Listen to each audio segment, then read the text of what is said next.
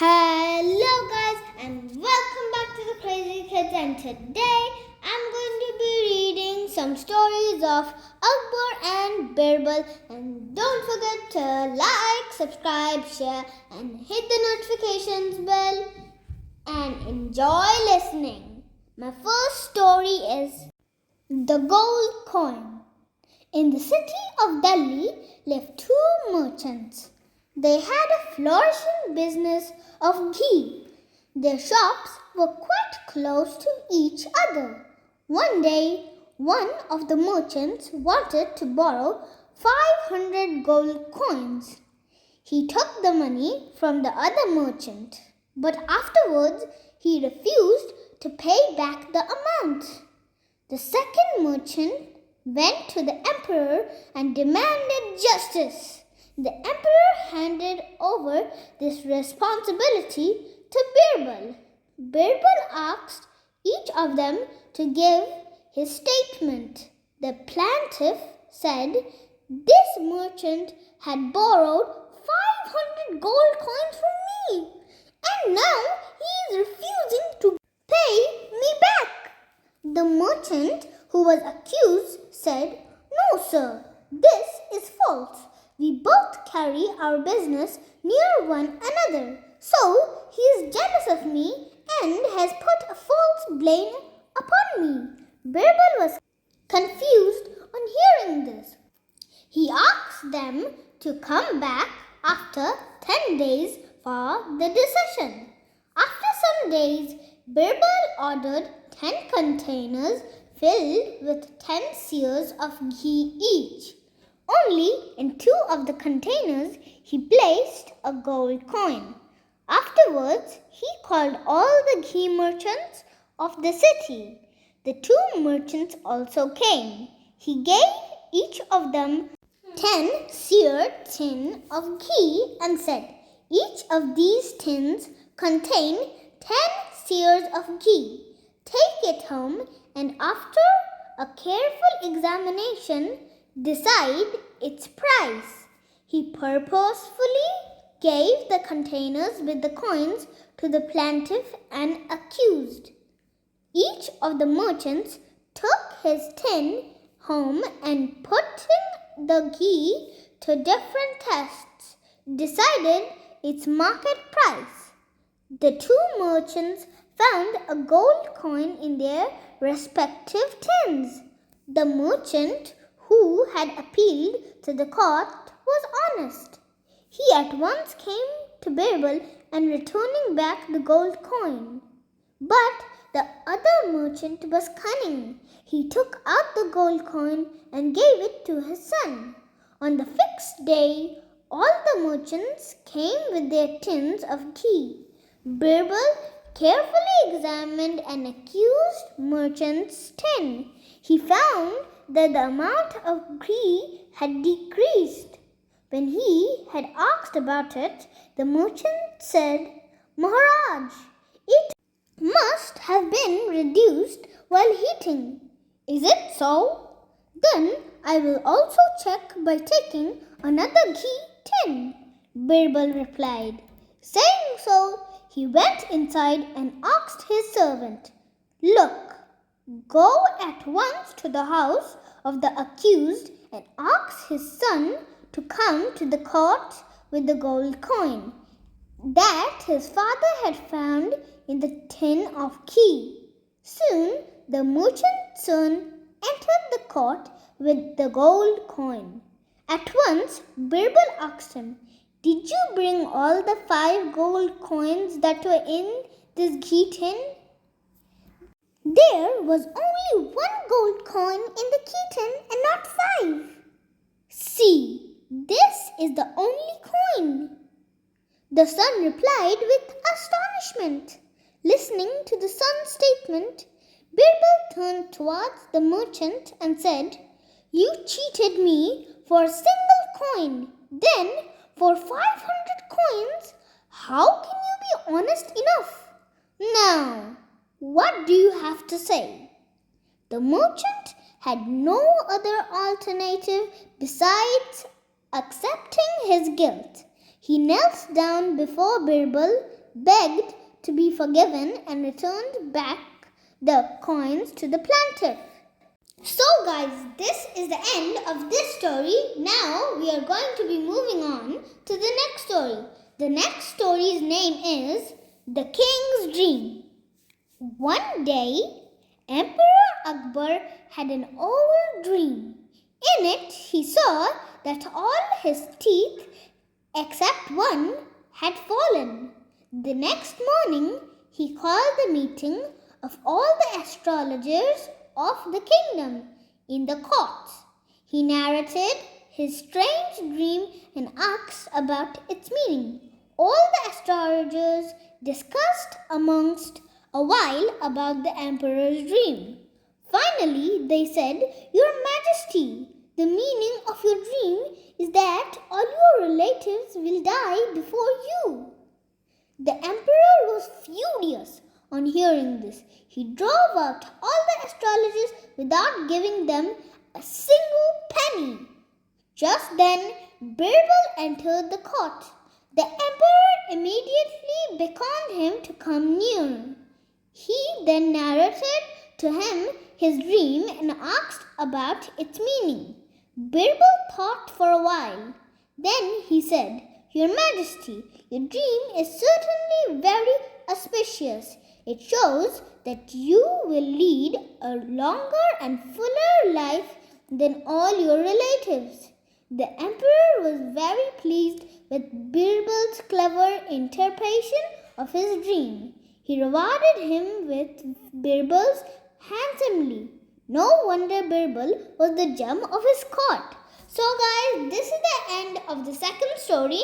Now we are moving on to the third story. The third story's name is The Verbal Reward.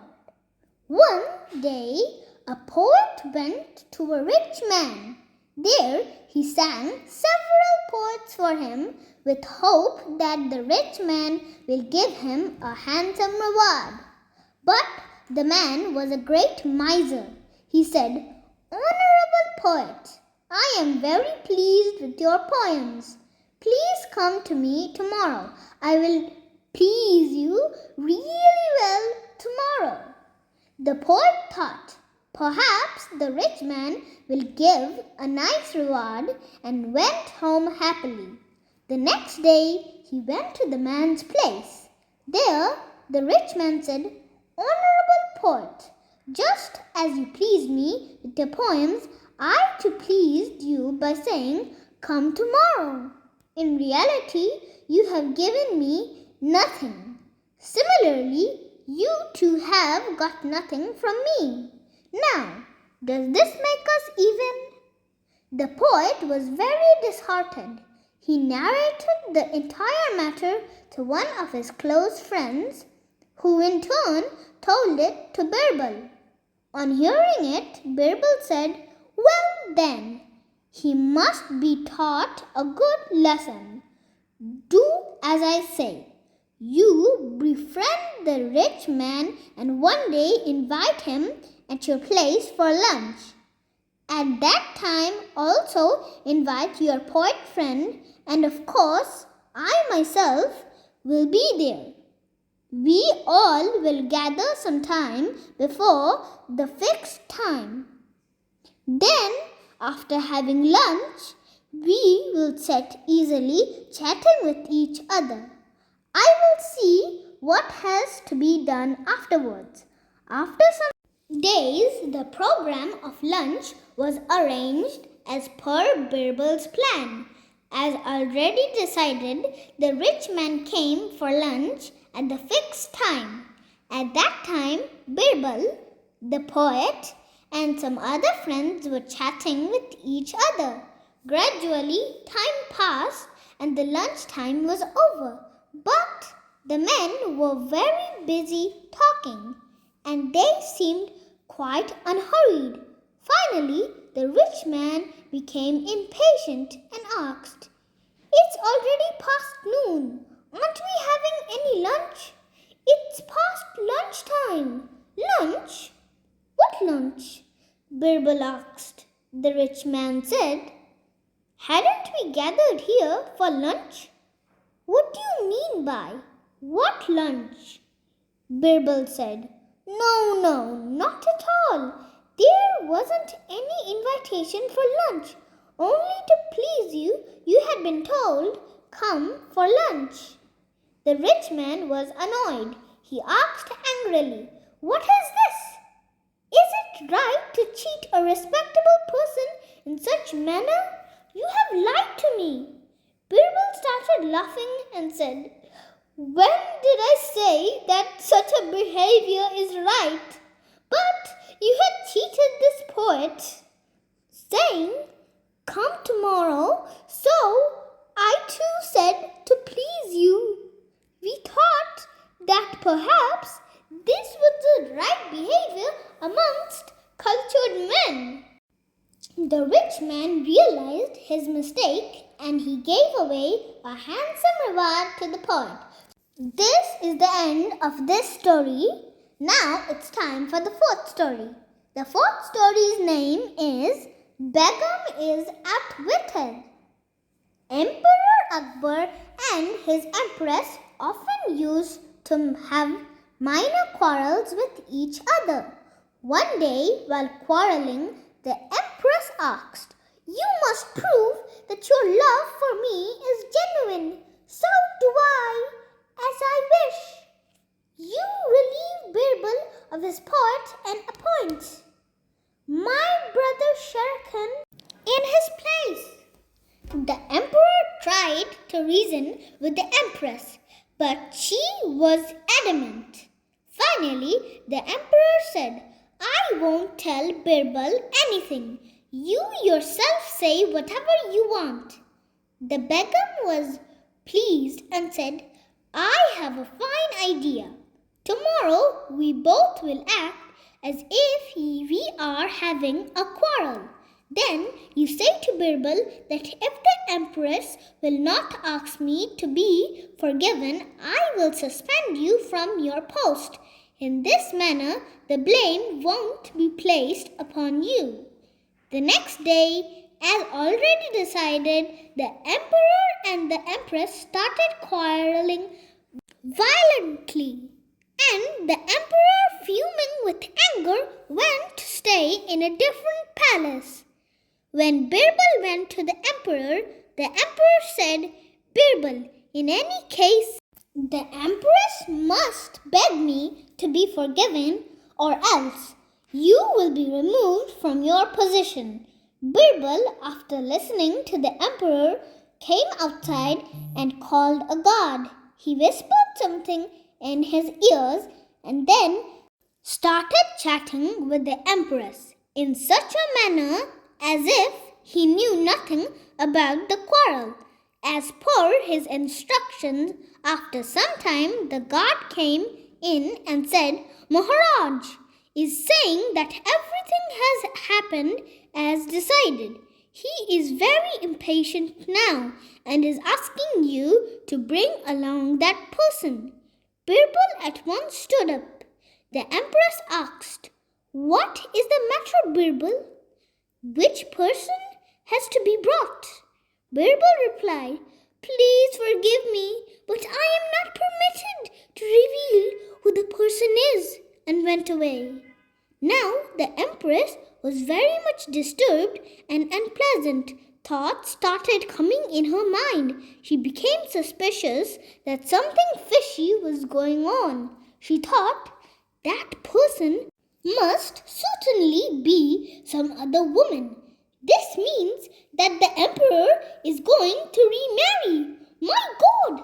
I will certainly destroy my family life in the desire of making my brother the Wazir. She at once ran to the emperor and kneeling down at his feet started crying.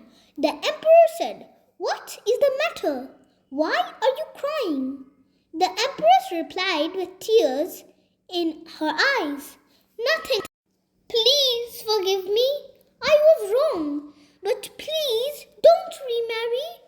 The emperor was surprised to hear this. He asked, Who told you so?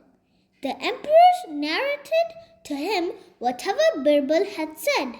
The emperor laughed heartily on hearing the empress and said, "You silly, Birbal has certainly duped you. It is not child's play to outwit Birbal. Have you understood this at least now?" The empress nodded and smiled. So guys, this is the end of the story. Hope you guys enjoyed. I will come back with more stories in the next video. Bye guys.